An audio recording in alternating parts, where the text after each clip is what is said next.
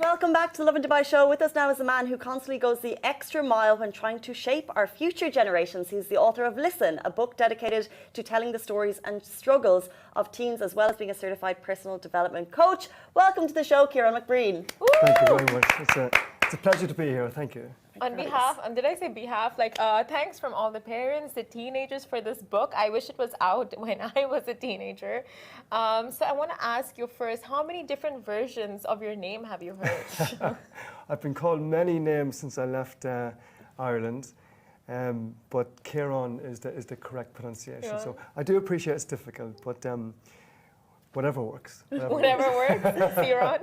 Ciaran is great. I've even been called the wrong name on my wedding day by the priest. Really? I've been standing on the altar and I was called Karen by the priest. Where did you get married? In Greece. Okay.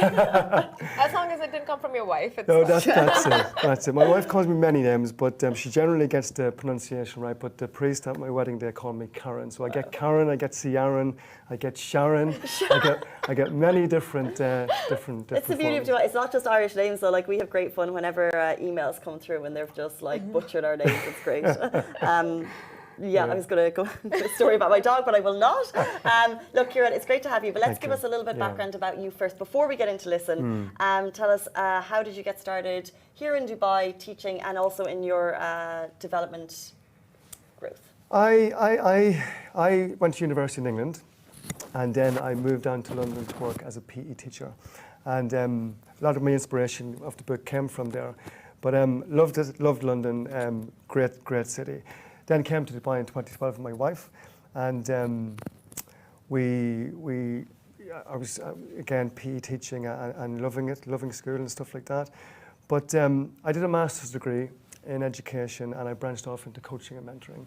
And for me, that's where the whole change of path came along, and the whole idea of the book came, where I from a mindset coaching perspective, it was just something different than just education. I tried to marry the two with the book. So there's lots of education experience here, but the mindset coaching is coming into it with my response, which I'll talk about in a couple of minutes. But my own development, I suppose, you know, my biggest development comes from the people around me. I was just talking to Richard about this earlier. I'm a big believer of you know, placing yourself with the right audience and modeling behavior. And it's a massive thing for parents to know about their children. You know, they will behave like their friends behave. So it's the same as us as adults. You know, we will do what our friends are doing. If your friend's doing a course, you may think, oh, I might do a course. You know, so we're always stretching yourself. It works the opposite. If your friends are doing things that's not so good, you may find yourself, and certainly children will find themselves doing something that's not so good. So I would say my whole development came from surrounding myself with the right people, of course working hard, putting myself out there, but having a great team of people around me. That's so interesting. So this book looks so good. Like, honestly, I wish I had this as a teenager. I want to ask you, how were you as a teenager? Yeah, you know, I was a good lad. A great family, great close friends. Sport was everything for me. Education wasn't. Yeah. You know, I was really a lost student. I couldn't access the curriculum. I'll not go into great detail, but I have a big frustration with the Irish curriculum back when we were at school. You know, it's a memory test. And there's many people out there. I've got friends who are so talented, that might have had to do something for the rest of their life because of a certain grade at school or the points they got in their leaving certificate, A-levels. So I wasn't good at school from an academic perspective. I think I was likable from the teacher's perspective. You know, I would have been well-mannered. But I also didn't work hard enough. You know, I take responsibility. I didn't work hard enough. I didn't want to. Yeah. I couldn't see the relevance in learning this thing in maths lesson that I never do for the rest of my life, when I could be watching Ireland play football on television. You know, and that took priority. Going down to my GA pitch training took priority. Up in the fields, you know, running cross country took priority. Everything took priority over learning. And I don't blame my teachers. You know, I didn't work hard. I should have worked harder.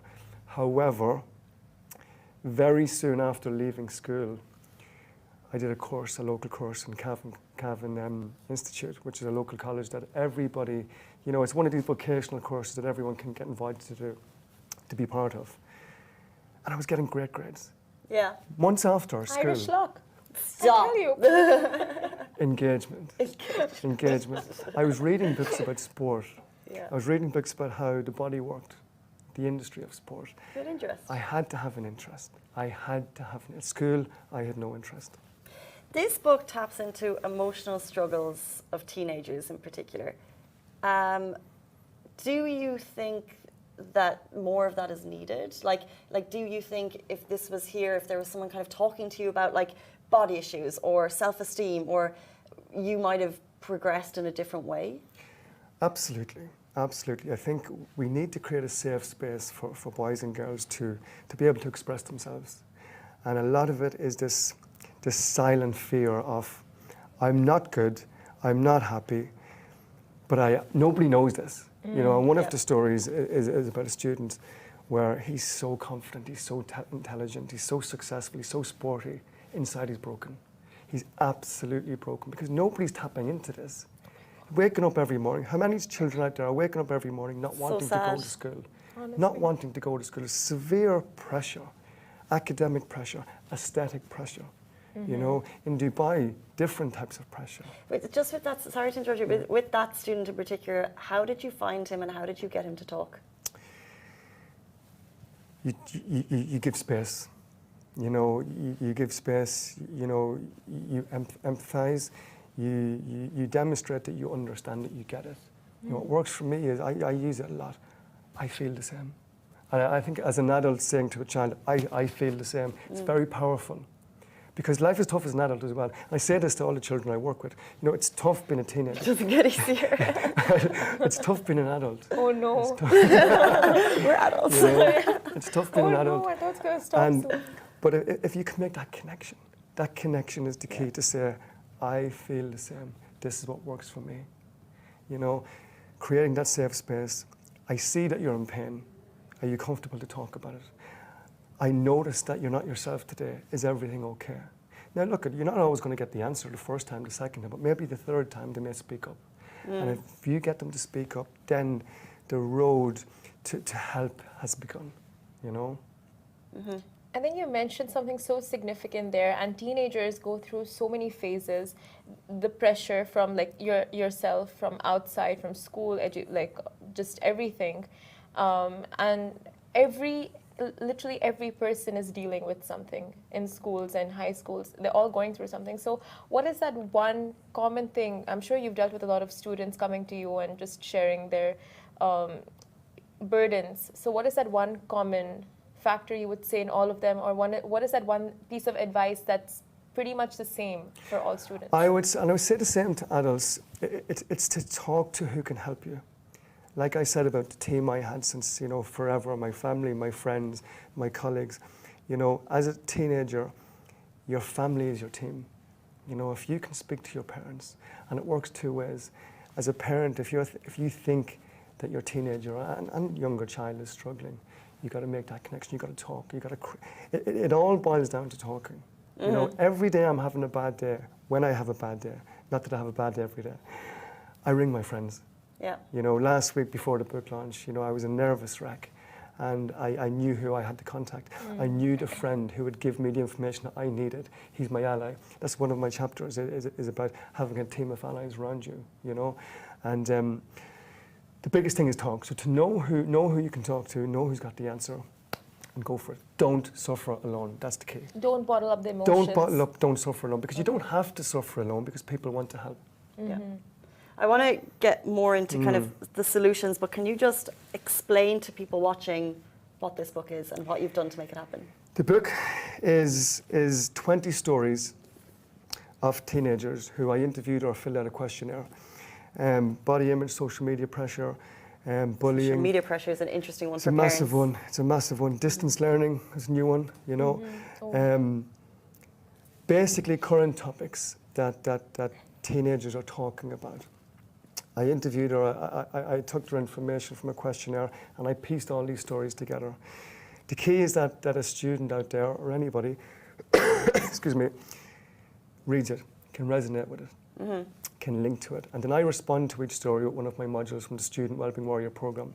The key there is that the student who reads it can then have a potential solution to overcome that challenge. The message here is that there's many challenges out there and many people are facing it, that nobody's alone facing this challenge. Very true. That's so true. It's important for parents to read the book because they'll get an insight into how difficult it is to be a teenager in today's society. You know, I really think a parent will open it up and they will go, whoa, is my child, is my son, is my daughter feeling this way? And then simply go downstairs or go over to their bedroom or wherever this evening and go, how are you today? How are you today? Is there anything you need to talk about? And that's the key, is to bring people together, to get people to open up and not bottle in, as we said, any problems. So for parents, it's to listen, and for children, it's to talk. But I think that's so key because as simple as it sounds, it's usually not that way. It's hard for parents to understand, for them to relate, and then for kids to open up on such a level that they're, you know, like maybe they don't feel at comfort level with their parents. Maybe they feel like the details are too intimate to share with them. So apart from that, like what else would you tell parents, like how to deal with kids when they're going through something something they can't understand? A really powerful tool is to get parents to think, what was I like when I was that age? Because it's easy, you know, it's easy, and it's easy for teachers too, you know, to say, you can't do that, you shouldn't do that. Then you go, I did it. Yeah. I did it. It's part of life, it's part of learning, you know. We don't want to wrap our generation up in cotton wool. We want them to explore, we want them to make mistakes, we want them to learn, you know, but we also want them to know that when it doesn't work out, that we're here for you. And that's the key. If there's a family connection where we're here for you, then there's a safe place. Just to run through, for example, you've already mentioned there's topics of body image, bullying, friendships, jealousy, disorders, disabilities, studying, distance learning, to name but a few. Are parents always equipped? You know, you have two parents, they're working 9 to 5, very busy people, and they have 3 kids. Are they equipped to deal with the pressures that their kids are facing, do you think? And this is the biggest battle, is that we are encouraging so much for the younger generation to do that our generation and older haven't been given the resources to deal with this. 100%, yeah. To deal with this, you know? And lots of times, if I'm working with a student, it's very much the victim. Oh, my mom, my dad, you know. Really? So I flip it, and I try and work with it that they can see it from mom and dad's perspective, and then there's an understanding. Now that works twofold. When I work with parents, I flip it. Yes. That's how it should be. And I get the parent to see it from the perspective of the student. Once there's an understanding, then, you know, things can happen, because it's not, you're breaking down the defense. It's not a case of, you're wrong, I'm right. It's a case of, okay, I get you. How can we make this work?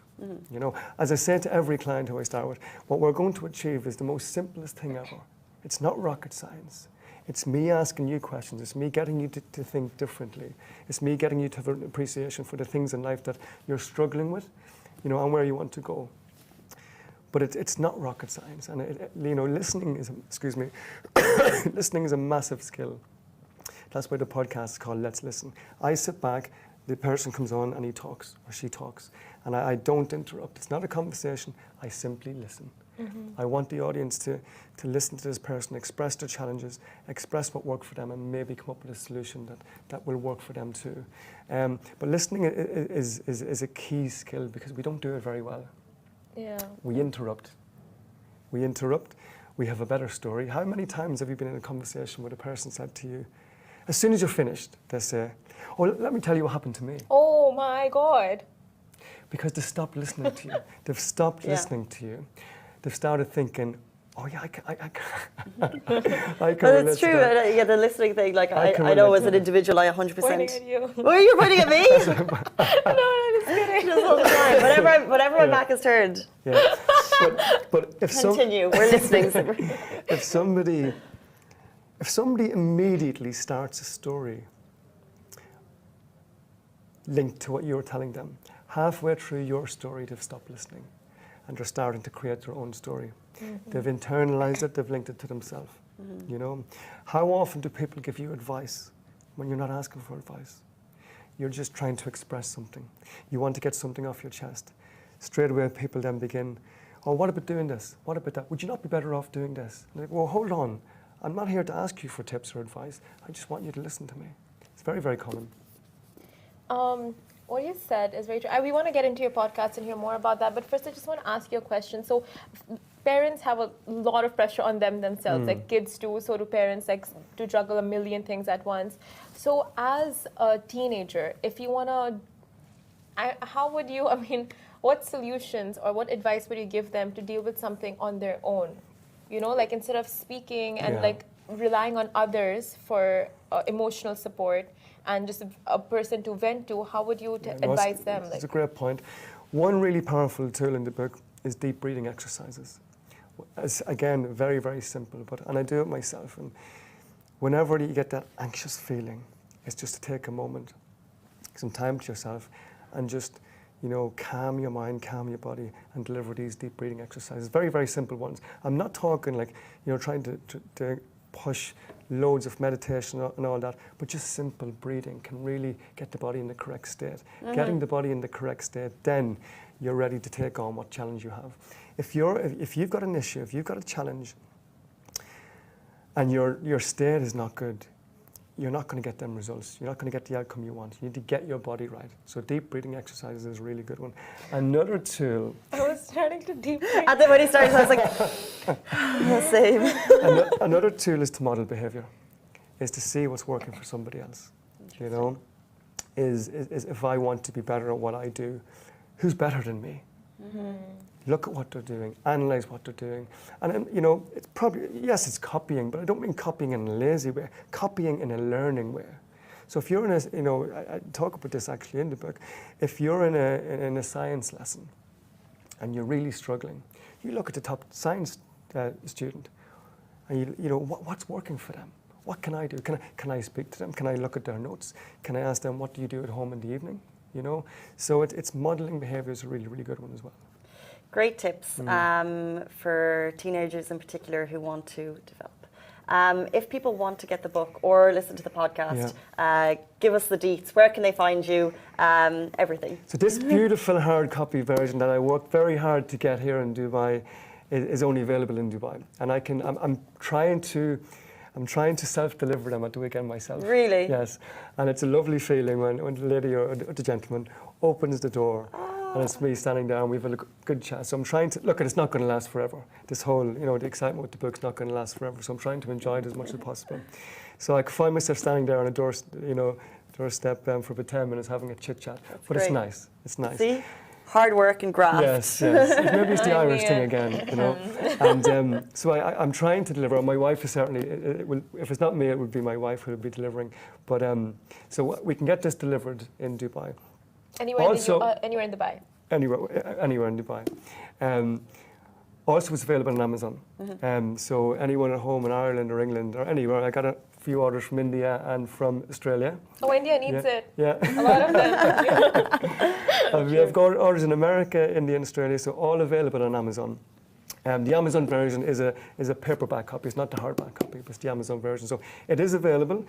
So please reach out to my social media, and if you're based in Dubai, and we can get it to you very quickly.